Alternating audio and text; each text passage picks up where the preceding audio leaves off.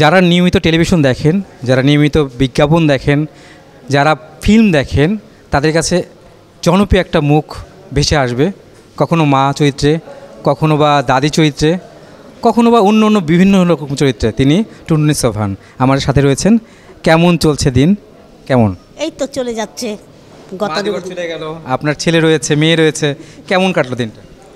হ্যাঁ, ভালোই। ওরা টুকটাক এটা ওটা গিফট করলো। ফিল্মের মা বা পদ্মার মা আর বাস্তবের মা কেমন? কী বলবো, বাস্তবটা ফিল্মের মা তো ভালো, আর পর্দার মা সেটাও মোটামুটি ভালো।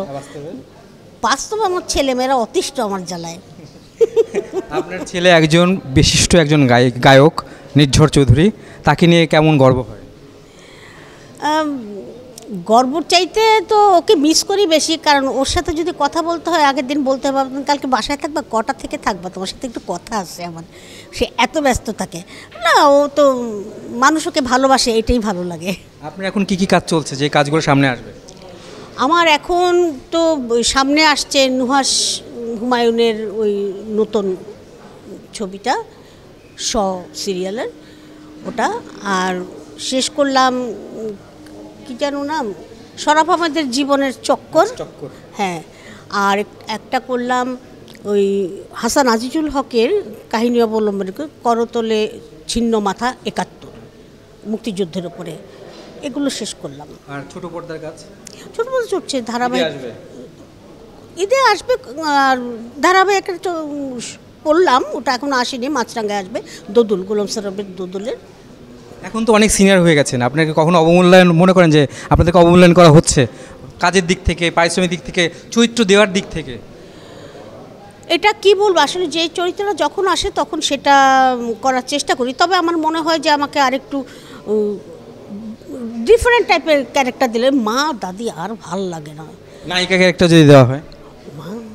আমার বলিউডে তো হচ্ছে এরকম, আমার তো নায়ক খুঁজে পাওয়া যাবে না, আমি তো ছোট।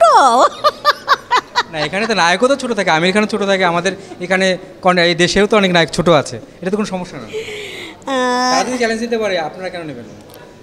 হ্যাঁ, ওখানে দিলে পারবো, নিশ্চয়ই পারবো। এটা কার অযোগ্যতা, ডিরেক্টরের নাকি প্রডিউসারের নাকি আমাদের মন মানসিকতার? না, গল্প সেরকম নাই, সেভাবে ডিফারেন্ট চিন্তা করছে না অনেকেই, এই রিস্কটা কেউ নিতে চাচ্ছে না যে বইটাকে দিয়ে একটা কী করানো যায়।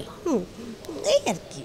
পারিশ্রমিক ঠিক মতো দেয়, ঠিকঠাক মতো, নাকি আপনাকে আবার নক দিতে হয় আমার দিস না কেন করে কিছু?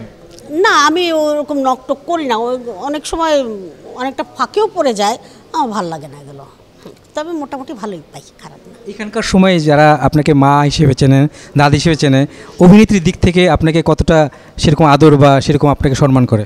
না, এটা বলবো যে আমি মিডিয়াতে আসার পরে বা যখন যে চরিত্র করছি, আমি সবার মানে শ্রদ্ধা পেয়েছি, ভালোবাসা পেয়েছি, আমি এই দিক দিয়ে ধন্য, সত্যি আমাকে সবাই ভালোবাসে। আপনার ইচ্ছাটা কি, শেষ ইচ্ছা বা ইচ্ছা মানে না, অপূর্ণতা ইচ্ছা বলে কিছু নাই, যখন যেটা আসে তখনই মেনে নেই, এটাই আমার ছিল, আমাকে এটাই গ্রহণ করতে হবে।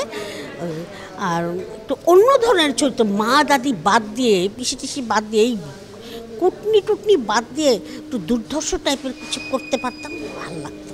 আপনি বিজ্ঞাপনে কিছু কাজ করেছেন যেগুলো মানুষের চোখে জল এসে গেছে, এরকম কিছু কাজও রয়েছে আপনার, সেই কাজগুলো অবশ্যই মানুষ দেখছে।